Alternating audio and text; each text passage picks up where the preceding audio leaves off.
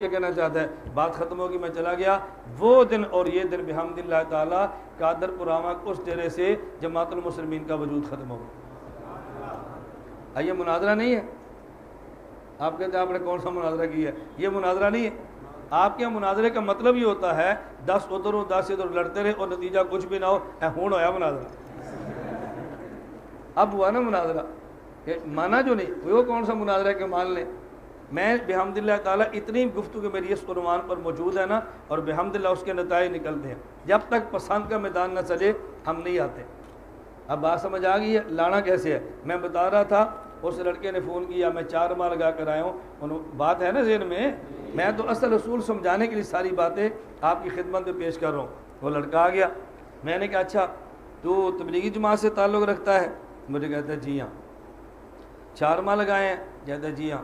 میں نے کہا مجھے کیا پتا تو مسلمان بھی ہے کہ نہیں، مجھے کیا پتا، تو نے فون کیا ہے، میں نے فون سن لیا ہے، تو نے چلا لگایا 4 ماہ جھوٹ بولتا ہے سچ بولتا ہے، مجھے تو نہیں پتا۔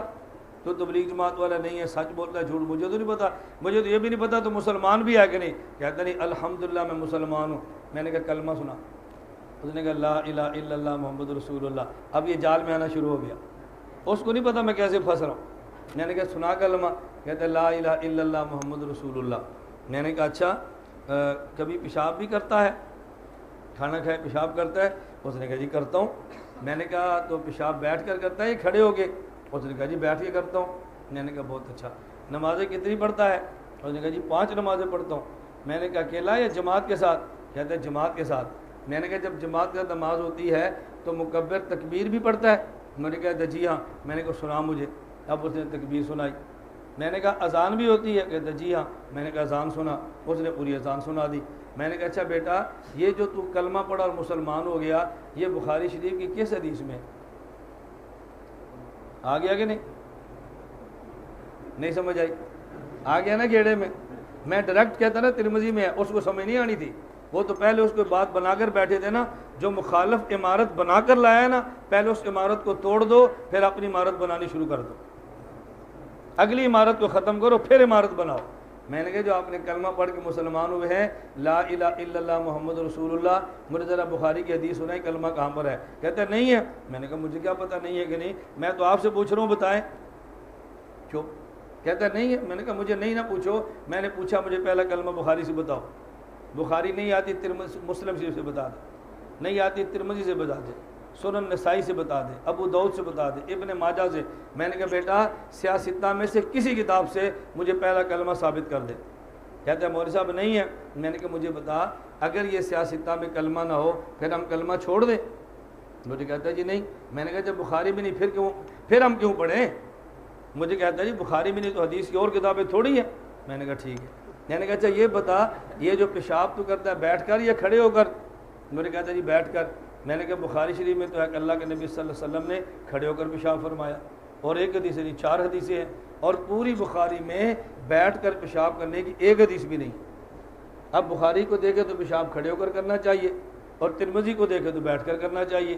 ترمذی میں بیٹھ کر پیشاب کرنے کی حدیث ہے، اور نہ میں نے اسے کہا بخاری میں تو کھڑے ہو کر پیشاب کرنے کی حدیث ہے، بیٹھ کر پیشاب کرنے کی حدیث نہیں ہے۔ مجھے کہتا ہے اگر بخاری میں نہیں ہے تو ترمذی میں تو ہے نا بیٹھ کر کرنے کی۔ میں نے کہا بھی پہلے بخاری ترمذی نہیں، پہلے بخاری بتا۔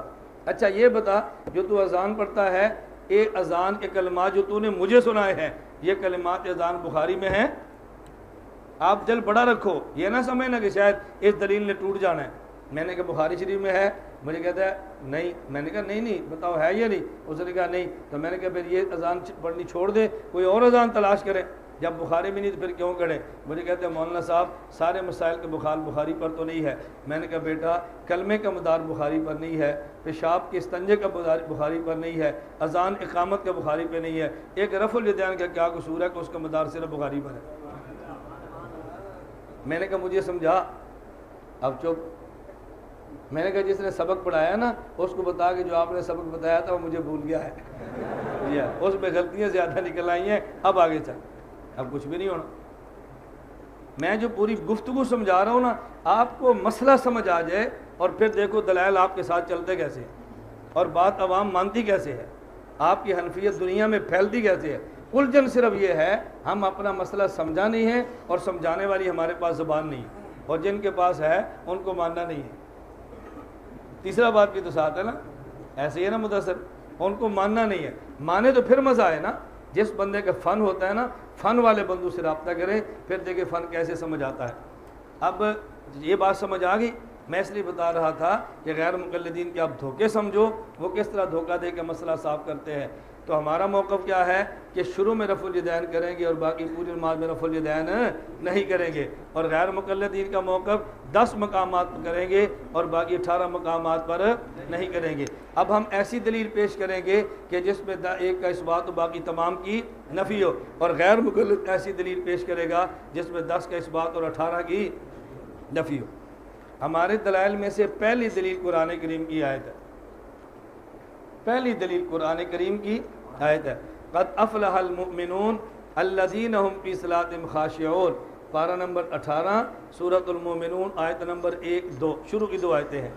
حضرت عبداللہ بن عباس رضی اللہ تعالیٰ عنہما اس آیت کی تفسیر میں فرماتے ہیں، مخبتون متواضعون لا یلتفتون یمینا ولا شمالا ولا یرفعون ایدیہم فی الصلاۃ ولا یرفعون ایدیہم فی الصلاۃ، کو نماز میں کوئی رفع الیدین نہ کرے۔ نماز میں کوئی ایک بچی ہے، تمام کی نفی ہو گئی ہے، نماز میں کسی کوئی رفع الیدین نہ کرے، یہ ہماری دلیل ہے۔ آگے دیکھیں، اور بالکل اسی طرح حضرت حسن بصری رحمۃ اللہ علیہ سے بھی اس حدیث کی قرآن کریم اس آیت کی تفسیر موجود ہے، وہ بھی یہی فرماتے ہیں کہ آدمی رفع الیدین نماز کے اندر رفع الیدین نہ کرے۔ تو ہم نے صحابی سے بھی پیش کیا اور تابعی سے بھی پیش کیا، اور آپ کو یاد ہوگا میں نے آپ کی خدمت میں ایک اصول پیش کیا تھا۔ پہلے حسن بصری کی تفسیر ذرا دیکھ لیں، فرماتے ہیں خاشعون الذین لا یرفعون ایدیہم فی الصلاۃ الا فی التکبیرۃ الاولیٰ، تکبیر اولیٰ کے علاوہ کہیں بھی رفع الیدین نہ کریں۔ ہم چونکہ تمام کی نفی کرتے ہیں اور صرف شروع کا رفع الیدین مانتے ہیں، ایک کا اثبات ہے باقی تمام کی نفی ہے۔ اس پر ذرا تھوڑی سی گفتگو سماعت فرما لیں۔ غیر مقلد آپ سے کہے گا اگر قرآن کریم میں آیت آپ کی ہے تو آیت ہماری بھی ہے، یہ ذرا سمجھ لیں۔ قرآن کریم میں خذوا زینتکم عند کل مسجد، اور یہ مسجد سے مراد صلاۃ ہے، خذوا زینتکم عند کل صلاۃ۔ حضرت عبداللہ بن عمر رضی اللہ عنہما فرماتے ہیں یا زینت سے مراد رفع الیدین ہے، یعنی خذوا زینتکم عند کل صلاۃ، اس کا معنی یہ ہوگا خذوا رفع الیدین عند کل صلاۃ، جب نماز پڑھو تو رفع الیدین کیا کرو۔ وہ کہتے ہیں اگر آپ کے پاس قرآن ہے تو ہمارے پاس بھی قرآن کریم موجود ہے، ہم اس لیے کرتے ہیں۔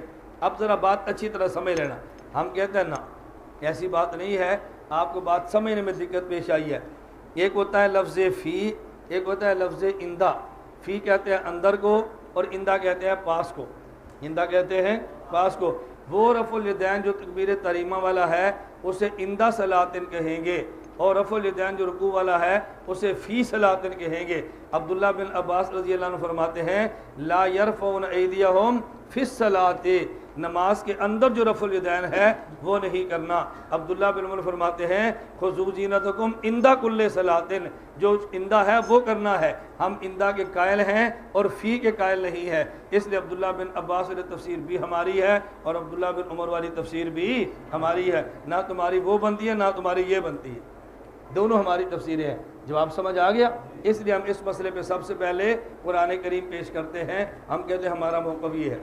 آگے جتنی روایات ہیں میں نے پہلے بھی آپ سرچ کیا کہ حدیث لکھی ہوئی ہیں، اس پر اعتراضات بھی لکھے ہیں، اعتراضات کے جوابات بھی درج ہیں، آپ اس کو دیکھ لینا۔ میں صرف 1-2 باتیں سمجھانے کے لیے عرض کرتا ہوں تاکہ ترک رفع الیدین کے حوالے سے مسئلہ آپ کے اوپر کھل جائے۔ ایک بات ذرا اچھی طرح سمجھیں، غیر مقلدین نے آپ سے کہنا ہے اگر آپ رفع الیدین نماز کے درمیان میں نہیں کرتے تو ہم ثابت کرتے ہیں کہ تم نماز کے اندر رفع الیدین کرتے ہو۔ وہ کون سا؟ جب آپ وطر پڑھتے ہیں تو دعائے قنوت کے لیے آپ رفع الیدین اٹھا کر تکبیر کہتے ہیں اللہ اکبر، تو عبداللہ بن عباس کی تفسیر ہے لا یرفعون ایدیہم فی الصلاۃ، یہ تفسیر تو تمہارے بھی خلاف ہے، لا یرفعون ایدیہم فی الصلاۃ یہ تمہارے بھی خلاف ہے، اس لیے کہ تم بھی تو اندر رفع الیدین کر لیتے ہو۔ دوسرا اعتراض، جب آپ نماز عید پڑھتے ہو تو آپ 3 تکبیر پہلی رکعت میں اور 3 تکبیریں دوسری رکعت میں، وہ بھی نماز کے اندر ہی کرتے ہو نا، تو پھر یہ عبداللہ بن عباس رضی اللہ عنہما کی تفسیر اگر ہمارے خلاف ہے تو تمہارے بھی خلاف ہے۔ ذرا اس کا جواب سماعت فرما لیں۔ ہم کہتے ہیں قرآن کریم کو دیکھیں، قرآن کریم سے یہ پوچھیں کہ نماز کسے کہتے ہیں اور نماز کی اصل منشا کیا ہے، تو قرآن کریم کہتا ہے اقم الصلاۃ لذکری، نماز قائم کرو اللہ کے ذکر اور اللہ کی یاد کے لیے۔ معلوم ہوا کہ نماز اللہ کے ذکر کا نام ہے، جہاں اللہ کا ذکر ہوگا وہ نماز ہوگی، اور جہاں اللہ کا ذکر نہیں ہوگا وہ نماز نہیں ہوگی۔ یہ تو نماز کی روح قرآن کریم نے بیان فرمائی ہے کہ نماز کی روح اللہ کا ذکر ہے۔ اب ہم دیکھتے ہیں کہ نماز میں دو چیزیں ہوتی ہے، نمبر ایک افعال اور نمبر دو اقوال، نمبر ایک افعال اور نمبر دو اقوال۔ اب جو نماز میں اقوال ہیں، اللہ اکبر، سبحانک اللہم و بحمدک، الحمدللہ رب العالمین، قل اعوذ برب الفلق، سبحان ربی العظیم، سمع اللہ لمن حمدہ، سبحان ربی الاعلیٰ، التحیات للہ، یہ سارے اقوال تو ذکر ہے نا۔ اب مسئلہ ہے افعال کا، افعال ذکر بنتے ہیں یا نہیں؟ ہم کہتے ہیں افعال میں سے وہ فعل جو مقرون بالذکر ہو اسے ذکر شمار کرتے ہیں، اور جو مقرون بالذکر نہ اس کو ذکر شمار نہیں کرتے۔ نماز میں وہ افعال کہ جو اللہ کے ذکر کے ساتھ ملے ہوئے ہیں وہ ذکر کے حکم میں ہیں، اور جو ذکر کے ساتھ ملے ہوئے نہیں وہ ذکر کے حکم میں بھی نہیں ہے۔ اب ذرا دیکھنا، ہم نماز شروع کرنے لگے ہیں، اللہ اکبر، یہ ہاتھ اٹھایا ہے نا بھئی، ہاتھ اٹھایا ہے نا۔ اب یہ ہاتھ اٹھانا فعل ہے یا قول ہے؟ لیکن جب ہاتھ اٹھایا تو ساتھ کیا کہا؟ اب یہ ایسا فعل ہے جو اللہ کے نام کے ساتھ ملا ہوا ہے، اسے کہتے ہیں رفع الیدین مقرون بذکر ہے، یا اقم الصلاۃ لذکری کا حصہ ہے۔ ہم نے باندھ لیا ہاتھ، اب ہاتھ باندھ کے کھڑے ہیں، یہ قیام ہے نا، اور کیا پڑھ رہے ہیں؟ سبحانک اللہم و بحمدک، یہ قیام ایسا ہے جو مقرون بذکر ہے۔ اس کے بعد آپ رکوع میں گئے ہیں، آپ نے کہا جی اللہ اکبر، یہ جو رکوع میں نیچے گئے ہیں یہ آپ کا فعل ہے، لیکن ساتھ جو اللہ اکبر کا یہ اللہ کا ذکر ہے۔ اب گویا رکوع میں جانا جو آپ کا فعل ہے یہ مقرون بھی ذکر ہے، اللہ کے نام کے ساتھ ملا ہوا ہے، یا اقم الصلاۃ لذکری کا حصہ بن گیا۔ پھر اٹھے ہیں، سمع اللہ لمن حمدہ، اب آپ اٹھے ہیں یہ فعل ہے، اور ساتھ سمع اللہ لمن حمدہ کا تو یہ ذکر ہے۔ اب گویا کہ سمع اللہ لمن حمدہ، یہ اٹھنا آپ کا جو قومہ ہے یہ مقرون بھی ذکر ہے کہ سمع اللہ لمن حمدہ کے ساتھ یہ ملا ہوا ہے۔ پھر آپ یہ سجدے میں اللہ اکبر، یہ سجدے میں جانا فعل ہے، اور اللہ اکبر اللہ کا ذکر ہے، تو یہ فعل بھی مقرون بھی ذکر ہے، اللہ کے نام کے ساتھ ملا ہوا ہے۔ بات سمجھ آ رہی ہے؟ اچھی طرح بات سمجھنا۔ اچھا، جب ہم وتر پڑھ رہے تھے ہم کھڑے ہیں، پہلے فاتحہ پڑھی ہے، پھر سورت پڑھی ہے، اب دعائے قنوت کے لیے آپ نے رفع الیدین کیا، اللہ اکبر، ہاتھ اٹھائے ہیں نا، تو ساتھ آپ نے اللہ کا نام لیا۔ اب ہاتھ اٹھانے والا فعل اللہ اکبر اور ذکر کے ساتھ مل گیا تو یہ اقم الصلاۃ لذکری کا حصہ بن گیا، نماز کی روح شامل ہے۔ اور جب آپ عیدین کی نمازیں پڑھتے ہیں اس میں جب پہلی رکعت میں 3 تکبیریں اور دوسری میں 3 تکبیریں پڑھیں گے، ہر تکبیر پر آپ ہاتھ اٹھاتے ہیں، ہاتھ بھی اٹھائیں گے، اللہ اکبر بھی کہیں گے۔ اب ہم کہتے ہیں کہ نماز کے جتنے افعال ہیں ہر فعل اللہ کے نام کے ساتھ ملا ہوا ہے، اور ہم نماز میں جا رفع الیدین کرتے ہیں، ہمارا ہر رفع الیدین اللہ کے نام کے ساتھ ملا ہوا ہے۔ غیر مقلدین سے ہم پوچھتے ہیں جو تمہارا رفع الیدین ہے نا، ذرا اس کا اجازہ لیتے ہیں۔ ایک آدمی نماز پڑھ رہا تھا، اب جب رکوع میں گیا ہے نا، اس نے کہا اللہ اکبر، یہ رکوع میں جا رہا ہے اور اللہ اکبر بھی کہہ رہا ہے، تو یہ رکوع میں جانا اللہ اکبر کے ساتھ ملا ہوا ہے، اور جو ساتھ اس نے ہاتھ اٹھائے ہیں یہ ہاتھ اٹھانے خالی ان ذکر ہے، ہاتھ اٹھانا یہ خالی ان ذکر ہے۔ تو رکوع میں جانا یہ فعل ہے، اقم الصلاۃ لذکری کے تحت داخل ہے، چونکہ ساتھ اللہ کا ذکر ہے، اور جو آپ نے ہاتھ اٹھایا ہے اس کے ساتھ کوئی ذکر موجود نہیں۔ اللہ اکبر یا تو رفع الیدین کے لیے ہوگا اور یا رکوع کے لیے ہوگا۔ اگر رکوع کے لیے ہو تو رفع الیدین کے لیے نہیں ہے، رفع الیدین کے لیے ہو تو پھر رکوع کے لیے نہیں۔ ہم دونوں میں فرق کریں تو رفع الیدین کو آپ سنت کہہ سکتے ہیں، لیکن رکوع تو فرض ہے نا، اہمیت رکوع کی زیادہ ہے، رفع الیدین کی اہمیت کم ہے۔ تو یہ تکبیر رکوع کے لیے ہو گئی، اور رفع الیدین بغیر اللہ کے نام کی ہو گیا، غیر مقرون بالذکر ہے۔ اس لیے جتنے رفع الیدین ہم کرتے ہیں، اچھا جب آپ اٹھیں گے سمع اللہ لمن حمدہ، آپ اٹھ بھی رہے ہیں، اللہ کا نام بھی لے رہے ہیں، کہ جو آپ ہاتھ اٹھا رہے ہیں یہ بغیر اللہ کے ذکر کے ہیں۔ اسی طرح تیسری رکعت میں اٹھے ہیں اللہ اکبر کہا تو اٹھ گئے، اٹھنا اللہ اکبر کے ساتھ ملا ہوا ہے، اور اس کے بعد جو ہاتھ اٹھائے وہ خالی عن ذکر اللہ ہے۔ پتہ یہ چلا احناف کا رفع الیدین بھی ہے، وہ ذکر کے ساتھ مقرون ہونے کی وجہ سے اقم الصلاۃ علی ذکری کے تحت شامل ہے، اور تمہارا رفع الیدین خالی عن ذکر ہے۔ ہمارا رفع الیدین نماز کا حصہ ہے اور تمہارا رفع الیدین نماز کا حصہ نہیں ہے۔ بات سمجھ آ گئی ہے؟ اس سے اتنا بڑا ایک مسئلہ حل ہوا۔ اگر آپ کا ذوق ہو تو پھر بات سمجھ آئے۔ میں رات ایک طالب علم سے کہہ رہا تھا کہ فقاہت نام ہے ذوق کا۔ فقاہت نام کس کا ہے؟ ذوق کا۔ ہم کہتے ہیں کہ رفع الیدین کرنا غیر مقلدین والا یہ مکروہ ہے۔ یہ کیا ہے؟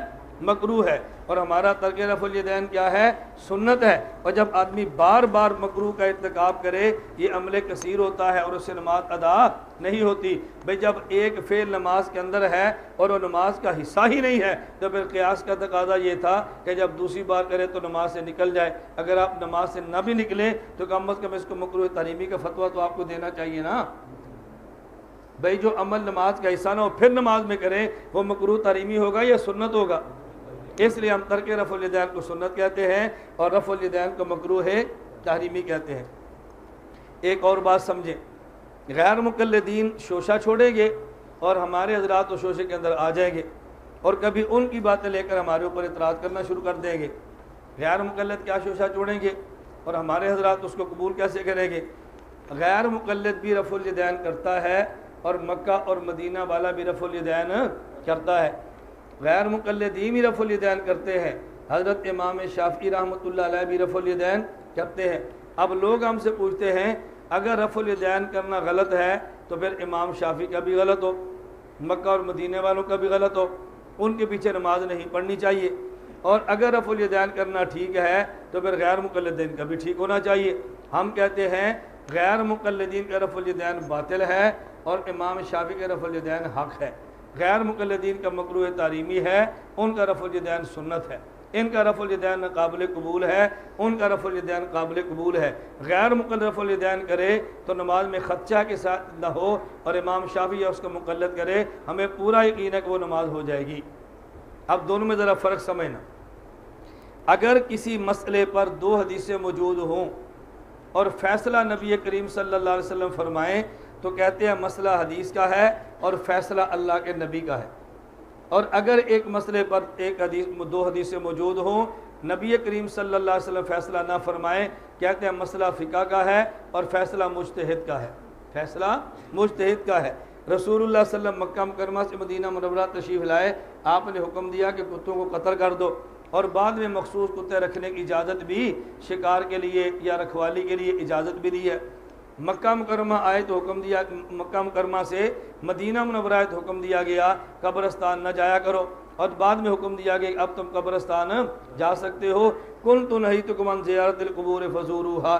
اب دیکھو ایک مسئلے پر دو حدیثیں ہیں اور فیصلہ اللہ کے نبی صلی اللہ علیہ وسلم فرمایا۔ اب ہم کہیں گے زیارت قبور کا مسئلہ حدیث کا ہے اور فیصلہ اللہ کے نبی کا ہے۔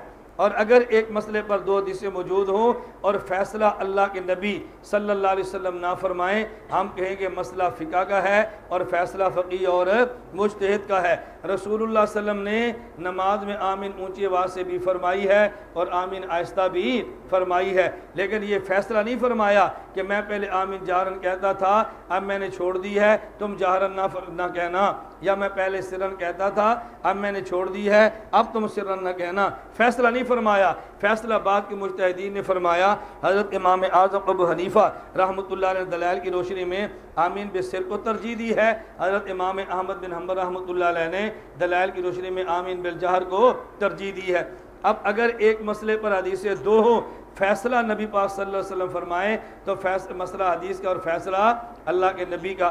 اگر ایک مسئلے پر دو حدیثیں موجود ہوں، رسول اللہ صلی اللہ علیہ وسلم فیصلہ فرما کے نہ جائیں تو مسئلہ فقہ کا اور فیصلہ مجتہد کا۔ یہ رفع الیدین، ترک رفع الیدین کا مسئلہ، اس پر دونوں قسم کی حدیثیں موجود ہیں اور فیصلہ بعد میں فقہا نے فرمایا، بعضوں نے رفع الیدین کو ترجیح دی ہے اور بعضوں نے ترک رفع الیدین کو ترجیح دی ہے۔ تو یہ مسئلہ حدیث کا اور فیصلہ اللہ کے نبی کا نہیں ہے، یہ مسئلہ فقہ کا اور فیصلہ مجتہد اور فقہا کا ہے۔ مکہ اور مدینہ والا یہ بات کہتا ہے کہ مسئلہ فقہ کا ہے اور فیصلہ امام احمد بن حنبل کا ہے، ہم پاکستان والے کہتے ہیں یہ مسئلہ فقہ کا ہے اور فیصلہ امام اعظم ابو حنیفہ نعمان بن ثابت کا ہے. غیر مقلد کہتے ہیں یہ مسئلہ حدیث کا ہے اور فیصلہ اللہ کے رسول کا ہے. مجتہد کے فیصلے کو رسول کا فیصلہ کہنا یہ بددیانتی ہے. مکہ اور مدینہ والوں کا رفع الیدین دیانت والا ہے اور ان کا بددیانتی والا ہے. دیانت سے چیز آنے والی قابل قبول ہوتی ہے اور بددیانتی سے آنے والی چیز ناقابل قبول ہوتی ہے.